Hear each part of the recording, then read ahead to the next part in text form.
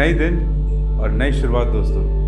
हम आखिरी chapter 11th chapter के आखिरी हिस्से में हैं, जिसका नाम शेरू बताएंगे। शेरू हाँ हाँ हाँ बुक्स, ठीक है। बिल्डिंग पेंटिंग्स एंड बुक्स उसके चैप्टर 11th है, उसके आखिरी हिस्से में हम आ चुके हैं। इसलिए उम्मीद है आपने सारी पहले की वीडियोस देख रखी होगी, हमारे चैनल को भी सब्सक्राइब कर लिया होगा।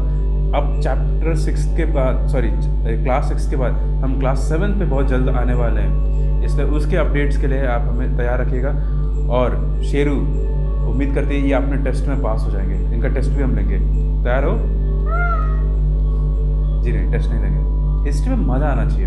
हम वीडियो बनाना है इसलिए शुरू किए क्योंकि हम चाहते हैं कि आपको मज़ा आए। हम कोई नोटबुक्स और कोई ये पेपर और पेन और ऐसा कुछ भी लेके नहीं बैठते हैं, हम कहानियाँ सुनाते हैं। उम्मीद है कि इसी कहानियों से आपकी लर्निंग हो चुकी होगी, आप सीख चुके होंगे बहुत सारी चीज़ें। तो चलिए हम शुरू करते हैं फटाफट बुक्स के ऊपर। जो हमारे सबसे पुराने टाइम पे, यानी उसमें हम बात करें 2000 साल से लेकर करीब 1400 साल के बीच में, उसमें कई सारी बुक्स लिखी गई थी। वो गोल्डन पीरियड माना जाता था इन मैनी टर्म्स। जैसे उस वक्त कई सारे खूबसूरत टेम्पल्स बने, स्तूपा बने, कई सारे खूबसूरत मॉन्यूमेंट्स बने थे। वैसे ही कई सारे अच्छे बुक्स लिखे गए थे। साइंटिफिक डिस्कवरीज हुई थी, मैथमेटिक्स में लोग आगे बढ़े थे, सर्जरीज जैसी चीज़ें, उस वक्त जो मेडिकल प्रैक्टिसेस थी वो उभर के सामने आई थी लोगों के सामने। उसी के ऊपर बात करेंगे। सबसे पहले उस टाइम पे बहुत ऐसी एपिक्स लिखी गई थी, महाभारत रामायण जैसी एपिक्स लिखी गई थी, जिसमें इंसान और आदमी, इन लोगों के ऊपर इनकी जो हीरोइज्म थी, इनकी जो तौर तरीके थे, ये कहीं ना इसके ऊपर कहानी बनाई गई है। इसमें भगवान के भी जिक्र हुए हैं, जो भगवान जो कि कहीं ना कहीं धर्म से जुड़ते हैं उनका इसमें जिक्र हुआ है। फिर जैसे और ये सारे जो स्क्रिप्ट्स थे, ये जो सारे जो एपिक्स थे, ये हमें धीरे धीरे मिलते गए। इसके कई सारे वर्जन्स भी कई जगहों पे मिले हैं। अब हम एक एग्जांपल लेते हैं, सिलप्पदिकरम, ये तमिल वर्ड है। ये एक बुक था, एक तरीके से कुछ ग्रुप ऑफ स्टोरीज था। 1800 साल पहले लिखा गया था और इलांगो करके एक राइटर थे, उन्होंने लिखा था इसको, जिसमें कोवलन के बारे में बताया गया। कोवलन बेसिकली पुहार में रहते थे। पुहार कहाँ है शेरू? क्या नहीं पता? कावेरी डिस्ट्रिक्ट, कावेरी नदी का जो हमारा जो ईस्टर्न साइड पे, जहाँ पे कावेरी नदी बे ऑफ बंगाल में मिलती है, उस जगह पे पुहार एक जगह था जो कि बहुत इंपॉर्टेंट ट्रेडिंग स्टेशन था। याद होगा आपको, रोमन काफ़ी वहाँ पे ट्रेड करते थे, रोमन गोल्ड कॉइन्स मिली थी वहाँ पे। तो पुहार पे वहाँ पे कोवलन करके एक आदमी थे, जिनको एक राज्य दरबार में एक औरत थी जिनका नाम माधवी, उनसे हो जाता है उनको प्रेम। तो माधवी से प्रेम हो जाता है, लेकिन उनकी ऑलरेडी पत्नी होती है कोवलन की, जिनका नाम है कन्नगी। लेकिन इसके बावजूद भी वो अपनी पत्नी को इग्नोर करने के लिए तैयार होते हैं। बट फिर भी समहाउ जो कोवलन है कन्नगी के साथ ये पुहार को छोड़ के कहीं चले जाते हैं, जिसका नाम है मदुरई। 1800 साल पहले ये कहानी लिखी गई थी, याद रखिएगा। सो मदुरई में जाते हैं, फिर वहाँ पे उनको ना चोरी का इल्ज़ाम लगा दिया जाता है। चोरी का इल्ज़ाम ऐसे ही बकवास चोरी का इल्ज़ाम होता है, मतलब उन्होंने सच में चोरी नहीं की होती, बट फिर भी वहाँ के जो राजा थे उन्होंने उनको मृत्यु के लिए आदेश दे दिया था। तो फिर कोवलन को मार दिया गया वहाँ पे, और जो उनकी पत्नी थी कन्नगी, वो उन्होंने एक तरीके से माना जाए कि दुख प्रतीत किया, और दुख इतना बड़ा था कि पूरा वो जो सिटी था वो डिस्ट्रॉय हो गया था उनके दुख की वजह से। कुछ ऐसी कहानियाँ इसमें लिखी गई हैं। फिर मन्नी मेकालाई करके एक और राइटर थे, मन्नी मेकालाई एक और स्क्रिप्ट थी, एक और बुक थी, जो कि सत्तनार करके एक राइटर ने लिखी थी करीब 1400 साल पहले, यानी 400 साल बाद। उसमें क्या है, उसमें ये बताया गया कि जो कोवलन और माधवी जिनका प्रेम हुआ था जिसके पहले वाले बुक में, तो उनकी जो बेटी हुई है, उन दोनों से एक बेटी हुई है, उनके ऊपर ये कहानी लिखी गई है। तो इसके मैन्युस्क्रिप्ट्स मिले, कई सारे मैन्युस्क्रिप्ट्स के फॉर्म में, और बहुत बाद मिला, मतलब करीब हमें कुछ 100 सालों पहले ये सारे मैन्युस्क्रिप्ट्स मिले, तब हमने उनको डिसाइफर करना शुरू किया, तब ये सारी चीज़ें सामने आना शुरू हुई। काफ़ी लेट मिली थी हमें। फिर वैसे कालिदास ने एक पोएम लिखा था। कालिदास उस वक्त के राइटर थे जो कि संस्कृत में नॉर्मली लिखते थे। इन्होंने काफ़ी जो उस वक्त ऑर्डिनरी लोगों की कहानियाँ थी, जैसे कालिदास के हमने इसके पहले वाले चैप्टर 10 में भी हमने कालिदास की एक स्टोरी पढ़ी थी, तो उसमें कुछ ऐसे स्टोरीज कालिदास लाना शुरू करे। इसमें मेघदूत करके लिखा है। मेघदूत का मतलब जो बादल एक मैसेंजर है, जो कि दो लोगों जो एक दूसरे से प्यार करते, प्रेम करते, जिनको उन दोनों के बात के लिए जो बादल है एक तरीके से मैसेंजर बन के जाएंगे। तो उसके ऊपर एक कविता लिखी हुई है। और काफ़ी खूबसूरत कवि है। इसको आप पेज नंबर 120 पे पढ़िएगा ज़रूर, काफ़ी खूबसूरत है। इसमें दिखाता है कि जो नेचर लवर कितने बड़े थे कालिदास, वहाँ पे नेचर को कितने संजीदगी से समझते थे, उनका किस वर्णन उनका इस कितना खूबसूरत था, जो अपने पोएम में उन्होंने यूज़ किया है। तो मेघदूत नाम से ऐसे इस सारी चीज़ों से हमें पता चल जाता है वहाँ की लिटरेरी थॉट प्रोसेस। फिर उसके बाद से पुराण पे आते हैं। पुराण क्या था? बहुत पुरानी चीज़ें। पुराण का मतलब होता है पुराना। तो जो पुरानी चीज़ें हैं उसमें किसके बारे में लिखा गया था? उसमें भगवान शिव, विष्णु, दुर्गा, पार्वती, इन लोगों के, इन सारे भगवान के बारे में लिखा गया था। और भी कई सारे भगवान थे, उनके बारे में लिखा गया था। फिर दुनिया पैदा कैसे होती है उनके थियरीज़ के हिसाब से, तो वर्ल्ड के ऊपर काफ़ी सारी चीज़ें लिखी गई थी। फिर उसके बाद से कई सारे जो राजा इन्वॉल्व थे पुराने राजाओं में, उनकी सारी चीज़ें लिखी हुई थी। फिर उसके बाद से कैसे पूजा करना होता है, इन लोगों की पूजा कैसे होती है, वो सारी इंपॉर्टेंट चीज़ें इसमें लिखी हुई थी। किस तरीके से वर्शिप करना चाहिए, किस तरीके से भक्ति करना चाहिए, और इन भगवान के बारे में, राजाओं के बारे में, दुनिया के बारे में, ये सारी फिलोसफीज़ पुराणों में थी। पुराणों को सब कोई पढ़ सकता था। पहले जैसे वर्ण के हिसाब से शूद्र और औरतों को नहीं पढ़ना चाहता था, लेकिन पुराण सब कोई पढ़ सकता था, इंक्लूडिंग शूद्र एंड वुमेन। फिर उसके बाद से इसको मंदिरों में कहा जाता था। मंदिरों में इसको बोला जाता था कि इसके सत्संग लगते थे, जिसमें पुराणों के बारे में सबको, पूरी जनता को बताई जाती थी। एक जनरल लर्निंग जैसा था, एक जनरल टीचिंग जैसा था। और उसमें पुराणों में भी महाभारत और रामायण आते। महाभारत जिसमें हस्तिनापुर के लिए, कौरव और पांडवों के बीच में जो लड़ाई होती है, उसमें हस्तिनापुर की सीट के लिए, थ्रोन के लिए, गद्दी, वो कुरु राज्य का एक कैपिटल था उस टाइम पे।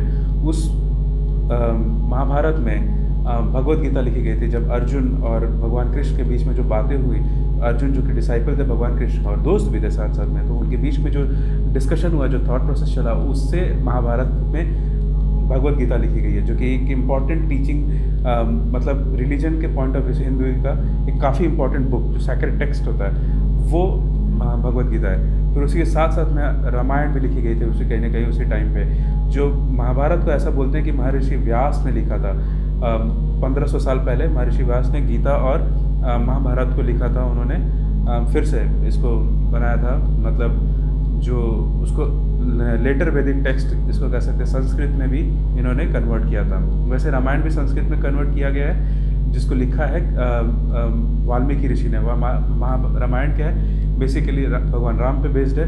राम जी को वनवास भेज दिया जाता है। वनवास में जब जाते हैं तो उनकी पत्नी का अपहरण रावण कर लेते हैं, जो रावण से युद्ध करके अपनी पत्नी को फिर से छुड़ाते हैं। फिर वो वापस कौशल राज्य में वापस आते हैं। ये कौशल राज्य में इनकी कहानी बेस्ड है। तो कौशल राज्य में वापस आने के बाद फिर उनके बाद से इनके ये राजा बनते हैं। तो ये कहानी भी काफ़ी पुरानी है। इसको लिखी गई थी वाल्मीकि ने, संस्कृत में लिखा था। फिर ऐसे कई सारे जो ऑर्डिनरी लोगों से भी स्टोरीज मिलना शुरू हुआ था, मतलब जिसको जटाका स्टोरीज कहते हैं। मतलब बुद्धिज़्म में स्पेशली जो जटाका स्टोरीज लिखना जाना शुरू हो गया था इसी टाइम पे। वो नॉर्मली कैसे लिखा जाता था, तो कुछ चीज़ें प्रकृत में थी, बट मोस्टली ये इंस्क्रिप्शन थे, कुछ एक इमेजेस थे, जिससे ये बताया गया था। अजंता के केव्स में, अजंता के उसमें कई सारे स्टोरीज लिखी गई है। फिर एक पेज नंबर आपके 122 में स्टोरी ऑफ मंकी किंग लिखा गया। बेसिकली मंकी किंग के ऊपर ये है कि वहाँ पे मंकी किंग को एक कई सारे मैंगोज़ मिलते हैं। मैंगोज़ का एक ट्री होता है जो काफ़ी वहाँ पे मैंगोज़ काफ़ी टेस्टी होते हैं, स्वीट होता है। तो नॉर्मली सारे जो मंदिर थे वहाँ पे वो मैंगोज़ खाते थे। फिर क्या हुआ? आप क्या खाते हो? डाइट पे हो? तो हाँ, मैंगोज़ खाते थे वहाँ पे मंकी किंग्स, मंकी लोग। वहाँ पे करीब 80,000 फॉलोअर्स हैं मंकी किंग के। फिर उसके बाद से एक मैंगो टूटता है, नदी में पड़ता है, और ये जो जगह था, ये पहाड़ी इलाका था, और जहाँ से गंगा नदी के तट पर, पहाड़ी इलाका गंगा नदी के तट पर।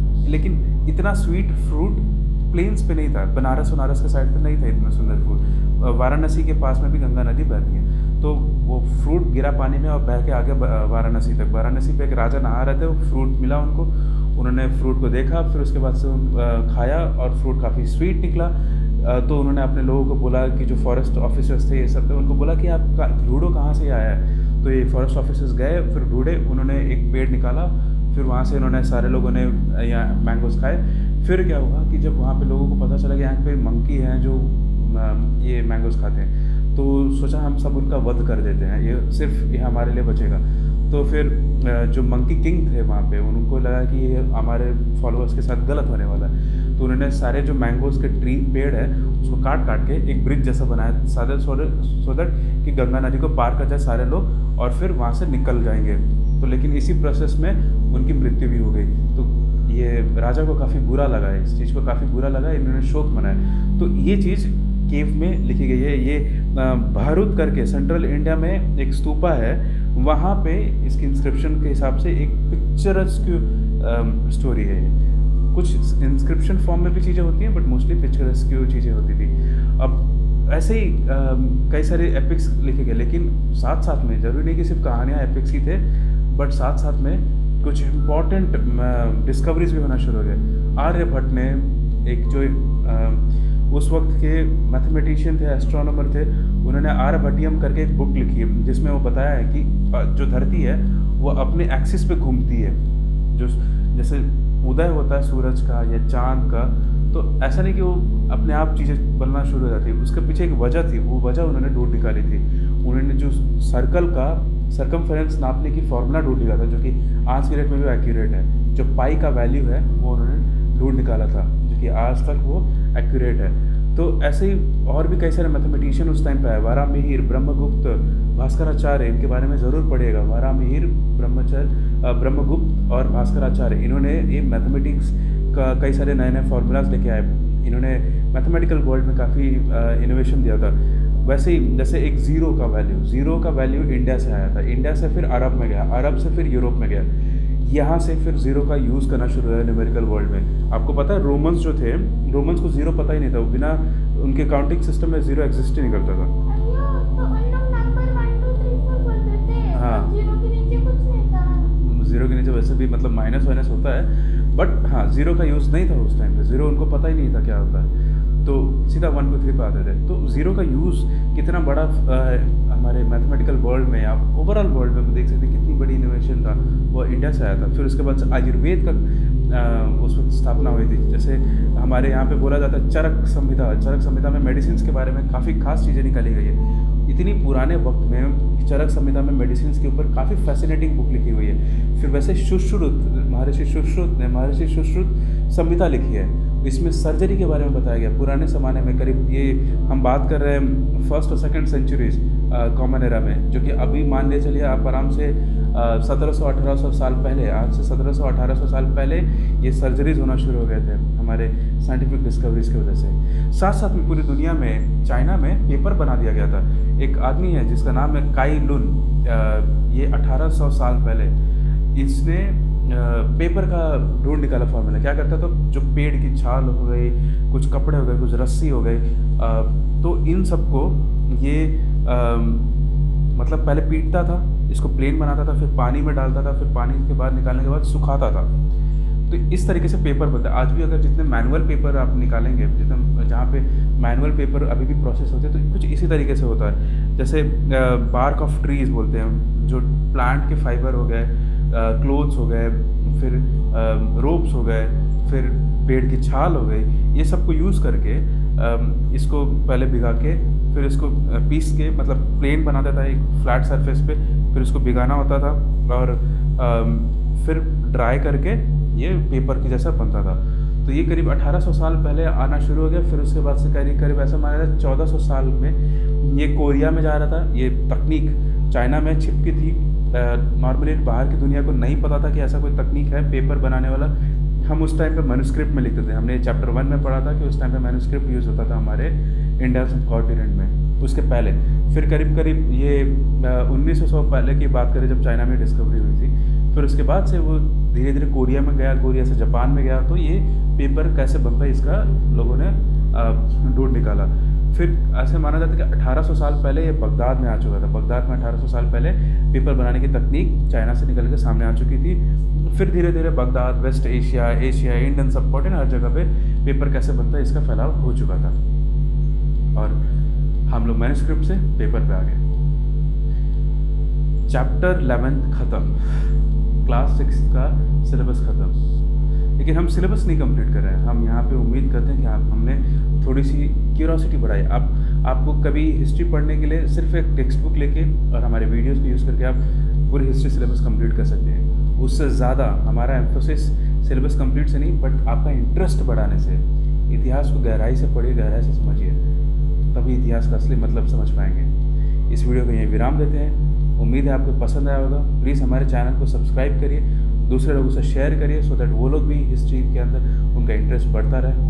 हम शेरू क्लास 7 में ज़रूर जाएंगे अभी कुछ दिनों के अंदर ही अंदर, और हम फिर 7th की वीडियोज़ को भी अपलोड करेंगे। तब तक के लिए